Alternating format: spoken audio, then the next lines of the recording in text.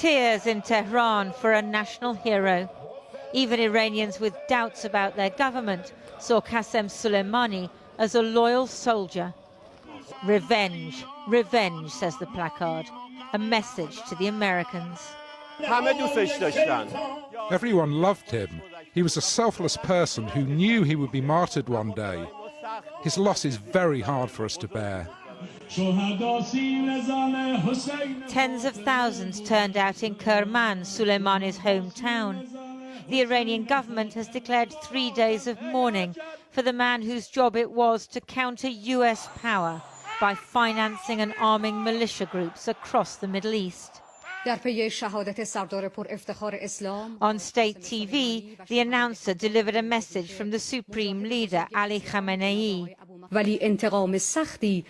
Harsh retaliation is waiting for the criminals whose filthy hands spilt the blood of Qasem Soleimani.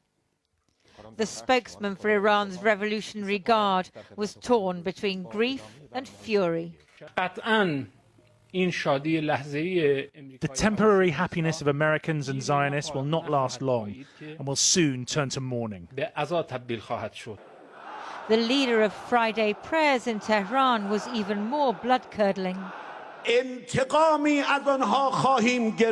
We will take such revenge on them that their bright days will turn to dark night. Death to America, responded the crowd. They chant that by rote, but today it has more meaning. In the early hours of this morning, Iraqis saw a fireball near Baghdad airport caused by the drone strike that killed Soleimani and several others, including General Mohandes, the Iraqi who headed the militia Soleimani sponsored. Soleimani has long been in the American sights. He was renowned as a quietly charismatic super spy and military commander dedicated to extending Iranian power across the region. He, rather than an Iraqi, was in ultimate command of the militia which defeated the Islamic State in Iraq in 2017. Then Iran and the US were unusually on the same side. But he's also blamed for proliferating a special kind of improvised explosive device that killed hundreds of US and British soldiers after the US invasion of Iraq in 2003. Previous American presidents feared the consequences of killing him. In the last few days, Iranian-sponsored militia attacked the US embassy in Baghdad. No one was killed, but Americans and their allies are vulnerable now. Iran could retaliate across the Middle East. The Quds force that Soleimani headed not only sponsors militia in Iraq, which could attack US and allied troops there, but also arms militia in Syria, and Hezbollah in Lebanon, which could target Israel, as well as Houthi rebels in Yemen, which might fire rockets at Saudi Arabia. Israeli forces are on heightened alert today on both the Syrian and Lebanese borders, and Prime Minister Benjamin Netanyahu came back to Tel Aviv early from a trip to Greece. President Trump deserves all the credit for acting swiftly, forcefully, decisively. Israel stands with the United States. But Iraqis fear what's in store. Young people protesting about corruption and Iranian influence know they're just pawns in a chess game with their country as the board. Iraq's most important cleric feels the same. The unfortunate incidents that Baghdad witnessed during the past days led to the brutal attack near its international airport last night, which represents a blatant violation of Iraqi sovereignty and a violation of international conventions. This is all that remains of the car that carried Qasem Soleimani. The consequences of his assassination could be felt for years to come. Lindsay Hilson reporting. Well, amid calls for restraint across the world, in Washington, leading Democrats called it a dangerous escalation, which could leave the US on the brink of another major conflict. Iraq swiftly condemned the killing, while Turkey warned it could hurt peace and stability across the entire region. In a moment, we'll be speaking to our foreign affairs correspondent, Jonathan Rugman, in Beirut. But first, here's our Washington correspondent, Siobhan Kennedy. Siobhan. Well, Matt, in the past half an hour, the US has announced it will send a further 3,500 troops to the Middle East. This on top of increased deployments in the past 24 hours and a build-up of troops there since May. And this all from a president whose stated aim is to pull forces out of the region. Hundreds of US troops arrive in Kuwait yesterday, an immediate response force, the US said, amid heightened concerns about Iranian aggression. Hours later, 3 American rockets target Baghdad airport, killing Iran's most respected military leader, Qasem Soleimani. Before any official confirmation, President Trump tweeted, no words, just this. Then, minutes later, the first 6 words of the Pentagon's official statement. At the direction of the president. It went on to explain the justification. General Soleimani was actively developing plans to attack American diplomats and service members in Iraq and throughout the region. General Soleimani and his Quds force were responsible for the deaths of hundreds of American and coalition service members and the wounding of thousands more. The statement ends ominously. The strike was aimed at deterring future Iranian attack plans. The risk of doing nothing was enormous. The Secretary of State provided no evidence of those future attack plans, instead insisting the decision to assassinate Iran's most revered general might somehow de-escalate the tension. We don't seek war with Iran, but we at the same time are not going to stand by and watch the Iranians escalate and continue to put American lives at risk without responding in a way that disrupts, defends, deters, and creates an opportunity to de-escalate the situation. Other administrations had long identified Soleimani as a target but didn't act. PJ Crowley worked in President Obama's State Department. This was a legitimate military target, and the president chose to take this action. The question is not whether it's politically motivated. The question is whether there's a strategy behind it. Do you think it's likely that President Trump has thought this through in his head? I think it's highly likely that this was a one-time, short-term action. You know, Soleimani is a bad hombre, let's take him out. He doesn't think 3 steps ahead. So I think that here's where we are. And here's how we got here. President Trump announced the US would pull out of the Iran nuclear deal in 2018, adopting instead a strategy of maximum pressure with crippling sanctions. That summer, Soleimani addressed Trump's threats directly. We are near you where you can't even imagine. Come, we are ready. If you begin the war, we will end the war. You know that this war will destroy all that you possess. Even answering the president's Game of Thrones "sanctions are coming" meme with one of his own, I will stand against you. In May and June last year, the US blamed Iran for attacks on oil tankers in the Gulf. Iran then downed a US drone, and pulling back from the brink, President Trump called off a retaliatory strike at the 11th hour. And this week, the US embassy in Baghdad came under siege, attacked by supporters of an Iran-backed militia.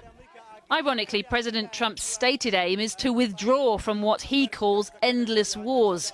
His taunts in 2011 about President Obama have today come back to haunt him. Our president will start a war with Iran because he has absolutely no ability to negotiate. He's weak and he's ineffective. So the only way he figures that he's going to get reelected, and as sure as you're sitting there, is to start a war with Iran. President Obama's vice president and President Trump's 2020 rival says a stick of dynamite has been tossed into a tinderbox. This is and was an enormous escalation, and it follows a string of dubious actions that President Trump has taken that have drastically increased the prospects and the risk of war with Iran and danger to Americans. From his Palm Beach resort, Donald Trump is tweeting. Killing Soleimani, he says, is ultimately all about protecting American citizens. It's a decision he's happy to own, but he will also own the consequences of what happens next. Well, Donald Trump's actions have heightened political tensions here too. Remember, he's just been impeached, so tensions were already pretty high. And while everybody agrees that Qasem Soleimani had American blood on his hands and deserved to be taken out of the picture, the Democrats are furious at what they see as the president's seemingly unilateral action, to do this without consulting Congress first or any senior members like the House Speaker Nancy Pelosi, all of whom now are extremely concerned that the president's actions could bump America into what they call an unauthorized war with no strategy really for how it all ends. And that's the big question here. Has Donald Trump got a contingency plan for what happens next? We know the US embassy in Iraq has told all US citizens there to leave immediately, and there are reports too of defences being bolstered in cities like New York. But what's the plan beyond that? Or are we witnessing what we've become used to with Donald Trump now in the past? Act first and think later. Siobhan, thanks very much indeed. Well, let's go now to the Lebanese capital, Beirut, and our Foreign Affairs correspondent, Jonathan Rugman. Jonathan, what's the reaction there? Well, I think the talk is not of diplomacy, Matt. The talk is of revenge. Sheikh Hassan Nasrallah, the spiritual leader of Hezbollah, the Shia group in southern Beirut, has talked of revenge, echoing statements by Ayatollah Khamenei in Tehran itself. We should probably take those with a bit of a pinch of salt. What that actually means, well, a possible Hezbollah attack on the Israeli border, but those attacks have not proved very successful in the past, and you can be sure that the Israelis will respond with force. I think more likely is a response of some kind, definitely, because I think a red line has been crossed in Tehran. Whether that's a cyber attack or an attack on shipping in the Straits of Hormuz. You may remember that British oil tanker, British flagged oil tanker, which was seized briefly last summer. But I think most likely is a response inside Iraq itself, where there are American troops and indeed a few hundred British troops. And you have to remember that there were Iranian proxy militia travelling with Qasem Soleimani from Baghdad airport, and they will be the ones seeking revenge first and foremost. Although the irony is that the person who would probably be most involved in planning for a response to this US attack is, of course, Qasem Soleimani himself, who is now dead. You mentioned the British troops there, Jonathan. We also know that the British government wasn't told about this airstrike before it took place. What do you think the British response to all this will be? Well, I think actually the British will be quite relieved that it is out there, that they didn't know about this attack, because they have been trying, ever since Donald Trump pulled out of the Iran nuclear deal, they have been trying to put clear water between themselves and the Americans on Iranian policy. They don't want to be scooped up in the same bucket as the Americans. They don't want themselves to be seen as a proxy for the Americans in the Middle East, so that a British oil tanker might be seized, so that British troops might be attacked. They don't want that to happen. And I can tell you that before Christmas, British officials in Whitehall were scenario planning what would happen if an American official or a contractor in this case was killed in Iraq by Iranian proxies. And that is precisely what happened a week ago. An American contractor was killed in northern Iraq in a rocket attack. The situation then escalated with that two-day siege on the US embassy in Baghdad. And for the Americans, this is a red line, which has clearly been crossed, just as the death of Qasem Soleimani is a red line for the Iranians. So the British feared this situation was coming. Whether the clear water they've been trying to put between themselves and the Americans is enough to defend their interests is a different question. And the Iranians can strike anywhere across the world. I mean, it is well known, it's been known by intelligence agencies for years, that they have sleeper cells. I can tell you, for example, in the approach to the 2012 Olympics in London, when there was increased tension between Israel and Iran, the fear among British officials was that an Iranian sleeper cell would be activated in London itself. So this response will be of Iran's choosing, and we don't know what form it will take or indeed when it will take place.